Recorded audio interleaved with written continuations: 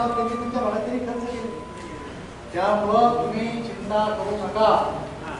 मोदीजी आपल्या पाठीमागे की अमर अकबर आणि तिने काही काम केलं याचं काही सरकार चालवण्यामध्ये लक्ष नाही.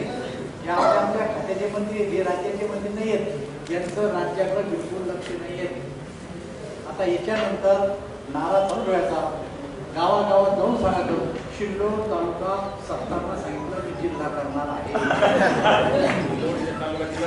शिल्लोड तालुका जिल्हा घोषणा कोणाची आहे? शिल्लोड तालुका जिल्हा ही घोषणा कोणाची?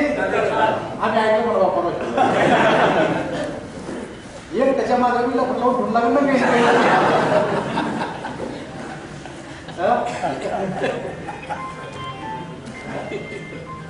त्यामुळे तुम्ही काही घाबरू नका.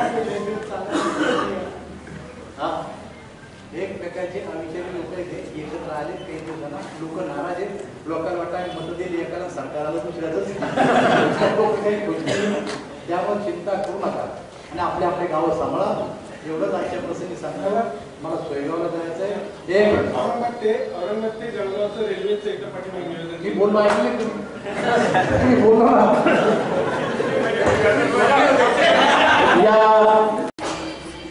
मला असं वाटतं की समजतो तालुका तुम्ही सांभाळा. तालुका तुम्ही सांभाळा. तालुक्यामध्ये बाबर शिरलेला आहे. आपल्या बाबर शिरलेला आहे. मी असं ऐकलं एका एकाला ग्राउंड लावायला आम्ही का पुरायला ही बशेत फौज आहे ना, ही फौज नाही जात. ज्याला तुम्ही निवडून दिलं, सरपंच असो किंवा कोणी असो, त्यांना आमिषे दाखवून सुरू झाले. तुला 25-15 देतो, तुला आमचं देतो, तुला टंक देतो, असे आमिष दाखवून सुरू झाले. पैशाची लावत दाखवून सुरू झाले. अरे तू 25-15 ते 50 लाख असतील, 50 कोटी असतील, 2400 कोटी रुपयाचा रस्ता एकच केला ना. एकच रस्ता 2400 कोटीचा केला. दुसरा रस्ता केला देऊळगाव राजा, तू शिल्लोड इकडे कन्नडपर्यंत केला. तिसरा रस्ता केला अजिंठा ते बुलढाणा. मी चॅलेंज करतो, तू सरकारचा मंत्री, मी केंद्राचा मंत्री आहे, तुझे पैसे माझे पैसे गोळा करू. सिरीमिरीचे नाही करावं. ते येतं गावात फुटाने भेटतो. शिवसेने शाखा गावात असतो. शिवसेने शाखा नाही या सत्तारच्या शाखा.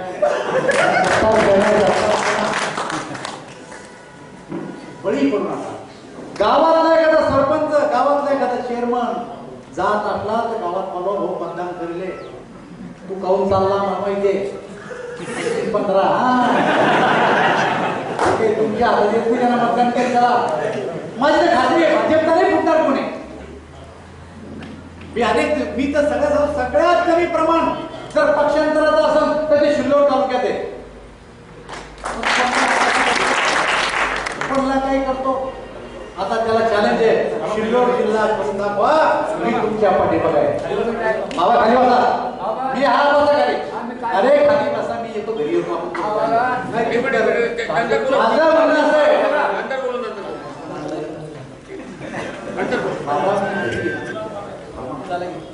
असं मध्ये उठा जाऊ, इथं तालुक्याचा विषय चालला तर आपल्या आपल्या गावं सांभाळा. पार्लमेंट चालली मी सांगतो फक्त लोकसभेमध्ये या मुद्द्यावर चर्चा करण्यासाठी. आणि मोदीजीनं सांगितलं की ओबीसीच्या आरक्षणाला धक्का न लागता एससीच्या आणि एसटीच्या आरक्षणाला धक्का न लागता राज्यानं आरक्षण द्यावं. आम्ही नाही सहन करणार की ओबीसीचं आरक्षण तुम्ही कमी करू राहिले. आम्ही नाही सहन करणार की एससी एसटीचं आरक्षण तुम्ही सहन करू राहिले. आरक्षण द्या, पण इतर समाजाच्या आरक्षणाला धक्का लागू देऊ नका. एकच दिवस पार्लमेंट चालते. मोदीजीनं सांगितलं की 1 महिनाभर अधिवेशन संपेपर्यंत कोणीही दिल्ली सोडायची नाही. नवीन मंत्र्यांनी त्यांनी बी आलो, कारण खातं नवीन होतं बाहेर. दोन सगळ्यांचे खाते नवीन झाले, बदल खाते. आपल्या आपल्या खात्याचा अभ्यास करा म्हणजे खात्याचा अभ्यास करला आम्हाला 10 दिवस.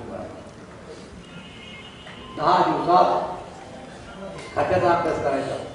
आता खातं कसं आहे, काश्मीर पासून कन्याकुमारी पर्यंत जिकडं कोण ठरवत तिकडं माणसंच त्यांना.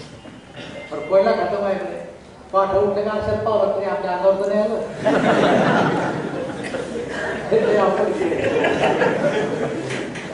हा काहीतरी सांगा पहिल्याचं मला सांगा म्हणजे. पण मी जे काय पाहिलं 10 दिवसात तर लक्षात येतं की रेल्वे आपण काय करू शकतो रेल्वेत आपल्या भागासाठी. काही लोकांना असं आपल्या गावासाठी काही होतं का, काही लोक आपल्या तालुक्यासाठी काही होतं का, काही लोक आपल्या जिल्ह्यासाठी काही होतं का, काही लोक मराठवाड्यासाठी काही होतं का, काही वाटतं महाराष्ट्रासाठी काही येतंय का, काही वाटतं देशात काही बदल घडतोय का, असं वाटतंय. पण माझं मत आहे की मी जरी रेल्वे मंत्री असलो तरी माझं मूल्यमापन हे केवळ गावासाठी, तालुक्यासाठी, जिल्ह्यासाठी करू नका. मी आता देशाचा मंत्री आहे. आता काय, आता काल शरद पवार एक पत्रकार परिषद घेतली. त्या पत्रकार परिषदेत काय म्हणलं की नाही अधिकार राज्याला दिले पण 50% पेक्षा वर जाऊ द्यायचं नव्हतं. ते वर जाऊ द्यायची परवानगी देऊन टाकायला पाहिजे असं शरद पवार म्हणले. सारे राजकीय पक्ष 3 महिन्यापासून म्हणून राहिले. आणि 50% वर आरक्षण मी कोणा सांगितले 1993 साली इंदिरा साहनी नावाची एक महिला होती, कोर्टात गेली आणि सुप्रीम कोर्टाने सांगितलं की 50% वर आरक्षण कोणाला देता येत नाही. एकच झालं 1993 ला. केंद्रात सरकार काँग्रेसचं होतं, राज्यात सरकार काँग्रेसचं होतं आणि तुम्हाला जर का 50च्या वर आरक्षण जाऊ द्यायचं होतं तर इंदिरा साहनीच्या खटल्याच्या वर तुम्ही सुप्रीम कोर्टामध्ये अपील दाखल केली, चूप बसले. याचा अर्थ तुम्हाला मराठा समाजाला आरक्षण द्यायचंच नव्हतं. आता आम्ही तुम्हाला देऊन टाकले अधिकार. आता तुम्हाला अधिकार दिल्याच्या नंतर आता काय म्हणते, नाही अधिकार दिले पण 50% वर आरक्षण देता येत नाही. आता 50% वर आरक्षण देता येत नाही, कसं देता येत नाही? तुम्ही पेपर वाचला असेल मागच्या महिन्यातला, या देशामध्ये जेवढे मुख्यमंत्री आहेत त्यात नंबर 1 मुख्यमंत्री कोणाला उद्धव ठाकरे. मग आता अर्ध गणित सोडलं मोदीजी ना, आणि अर्ध गणित कोण सोडलं बाई, उद्धव ठाकरेंना नंबर 1 गेले. आता ऑनलाईन परीक्षा आहे सध्या. हा पाहून बी बोलतोय ऑनलाईन परीक्षेमध्ये. तुम्ही जर का देशात नंबर 1 गेले तर आम्ही अर्ध गणित सोडवलं, अधिकार तुम्हाला दिले, आता बाकीचं गणित तुम्ही सोडवा. एक दिवस चर्चा झाली ती कोणत्या की मराठा आरक्षण जे होतं भारतीय जनता पक्षाच्या काळामध्ये दिलं गेलं, दिलं होतं काँग्रेसला मी. पण कसं दिलं, कायदा सोडून 2014च्या लोकसभेच्या निवडणुकीमध्ये मार खाल्ला. 1 सीटाला 1 नाही 2 14ला. त्यांना वाटलं विधानसभेच्या निवडणूक आहेत आपल्याला फटका बसल्याचे राहत नाही, म्हणून नारायण राणे समितीची नियुक्ती केली आणि मुस्लिम समाजाला आणि मराठा समाजाला आरक्षण. हायकोर्टात चॅलेंज झालं, हायकोर्टात स्थगित देऊन टाकलं. हायकोर्टानं काय सांगितलं, याला लाज वाटली पाहिजे की एखाद्या समाजाला जर मागास ठरवायचं असेल, कार्यकर्त्यांनी या गोष्टी ध्यानात ठेवल्या पाहिजे. कारण ग्रामीण भागात हा विषय सगळ्या गावात आहे. एखाद्या समाजाला मागास ठरवायचा असेल तर समितीला मागास ठरवण्याचा अधिकार नाही. त्यासाठी मागास वर्ग आयोगाची स्थापना करावी लागते. समितीच्या शिफारशीवर आरक्षण देताना हायकोर्टाने सांगितलं, जे काँग्रेसला दिलं होतं. पण समाज मोठा हुशार मारला फटका विधानसभेच्या निवडणुकीत. आणि आपलं सरकार, आपल्या सरकारनं काय केलं, मागासवर्गीय आयोगाची स्थापना केली. गाफील नाही राहिले, स्थापना केली गायकवाड आयोगाची. गायकवाड आयोग राज्यभर फिरला आढावा घेतला की मराठा समाज हा मागे आहे का, आणि अहवाल दिला सरकारला की शैक्षणिक दृष्ट्या आणि आर्थिक दृष्ट्या मागास आहे. निवडणुकीत नाही, निवडणुकीत कोणी आमदार, कोणी खासदार, कोणी कारखान्यात चेअरमन आहे, कोणी बँकेत चेअरमन आहे. आपलं आरक्षण निवडणुकीत नव्हतं, फक्त शिक्षणात आणि आर्थिक दृष्ट्या दोन गोष्टीत हा समाज मागास आहे असं गायकवाड आयोगाने सांगितलं. गायकवाड आयोगाने सांगितल्याच्या बाद विधिमंडळात आलं, विधिमंडळाने मान्यता दिली आणि आपण मराठा समाजाला आरक्षण देऊन टाकलं. याही आरक्षणाला हायकोर्टामध्ये चॅलेंज झालं, पण आपल्या सरकारनं जे आरक्षण दिलं होतं त्याला हायकोर्टानं स्थगिती दिली नाही आणि मेडिकलच्या जागा, नोकऱ्यांमध्ये आपल्या समाजाला आरक्षण द्यायला सुरुवात झाली. पण याला चॅलेंज झालं. तोपर्यंत दुर्दैवानं आपलं सरकार गेल्याच्या नंतर काँग्रेसची, राष्ट्रवादी काँग्रेसची, शिवसेनेची काय होती, जसं हायकोर्टात टिकलं तसं ते सुप्रीम कोर्टात टिकायला पाहिजे ते मुद्दे घेऊन. पण तीन पक्षाचं सरकार आंबरान तिघाचे तोंड तीन दिशेला, एकत्र बसलेच नाही, कोर्टात ती बाजू मांडलीच नाही.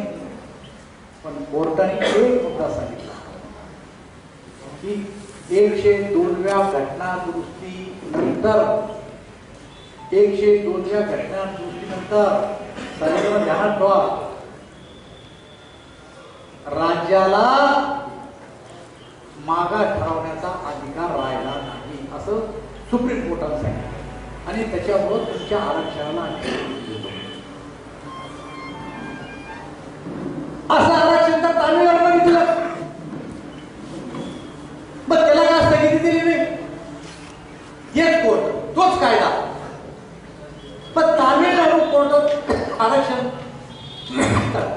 तामिळनाडूला स्थगिती दिली, महाराष्ट्राला कशी दिली. कोर्टात शेवटी पुराव्याला महत्व आहे. एखादा पुरावा नाही माणूस शेवटी नाही झाला, गोष्ट तीच असती. तामिळनाडूचं आरक्षणाला स्थगिती दिली, पण सुप्रीम कोर्टानं मराठा समाजाच्या आरक्षणाला स्थगिती दिली. काय सांगितलं, घटना दुरुस्ती झाली 102वी, त्याच्यानुसार राज्याला अधिकार नाही. तर यांनी पटवून द्यायला पाहिजे होतं की तामिळनाडूचा अधिकार आहे आणि आम्हाला कशी नाही अधिकार. पण यांचे वकील पुढे केली यांनी, आणि चिल्लर वकील केले होते आपले सुद्धा, जे आउट ऑफ कंट्री जगाच्या पाठीवर वकिला करतात ते वकील आपण लावले होते आपल्या काळात, फी दिली त्याला तेवढाली. यांनी नाही लावले, स्थगिती मिळाली.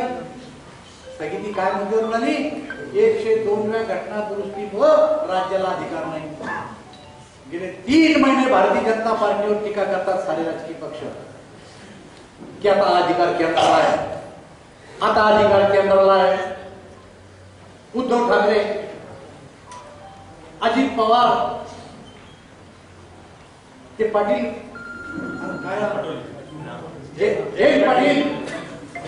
हे गेले मोदीला भेटायला सांगितलं की आता 102व्या घटना दुरुस्तीनुसार आम्हाला अधिकार नाही, तुम्हाला अधिकार आहे. जाऊन आले, मोदीजीने ऐकून घेतलं. आता जर तुम्हाला अधिकार आहे, केंद्रात तुम्हाला नाही असं तुमचा आरोप 3 महिन्यापासून चालला ना, आता काय म्हणतात, आता चेडू कोर्टाच्या केंद्राच्या कोर्टात.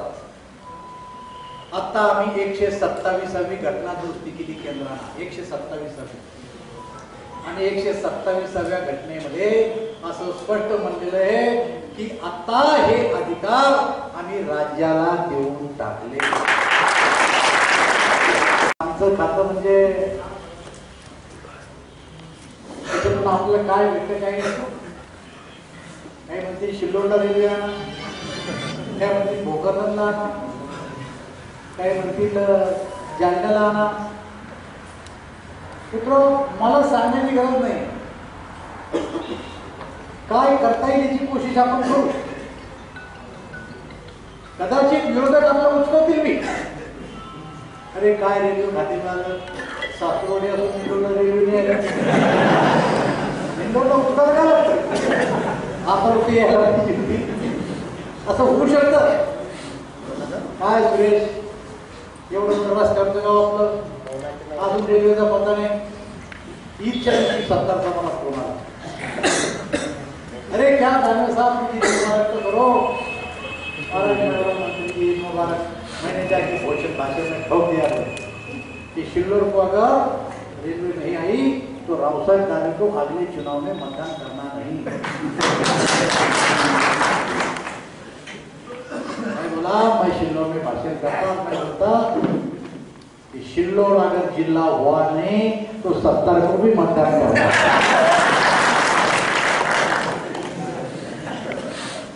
सत्ता तो टिक्यू का मंत्री आदमी सांप के नल्ले में हाथ डाला. त्याच्यासारखे मंत्र माझ्याजवळ घेत ना. बरोबर देशाचं खातं आहे.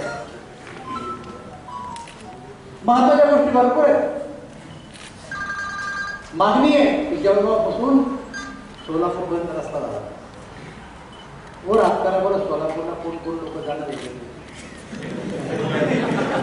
1 2 3 4